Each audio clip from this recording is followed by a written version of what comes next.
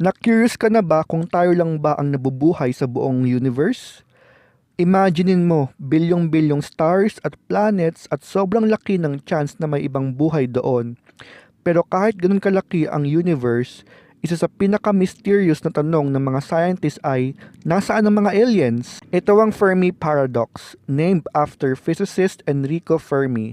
Simple lang ang idea. Sa dami ng planets at years ng billions or billions of years ng existence nila sa universe, dapat marami na sanang sibilisasyon ang mas advanced at mas matanda kaysa sa atin.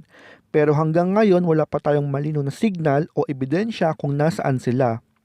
Maraming theories. Una, ang tinatawag na The Great Filter. Baka karamihan ng sibilisasyon ay napuputol na o nagwawakas bago pa man makalabas sa kanilang planeta. Pwede rin na may mga natural na disasters o sobrang hirap ng mga survival sa long term. Pangalawa, baka sinasadya talaga nilang iwasan tayo, parang cosmic hermits. Siguro may advanced life talaga, pero hindi nila gustong makialam sa mga babies tulad natin.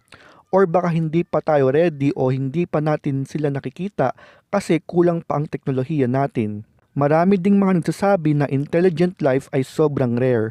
Baka Earth lang talaga yung lucky planet na nag-develop ng complex life. At syempre, posible din na nandyan na sila sa universe, pero hindi lang natin alam. Pwedeng nasa paligid natin pero hindi natin nakikita or nadedetect.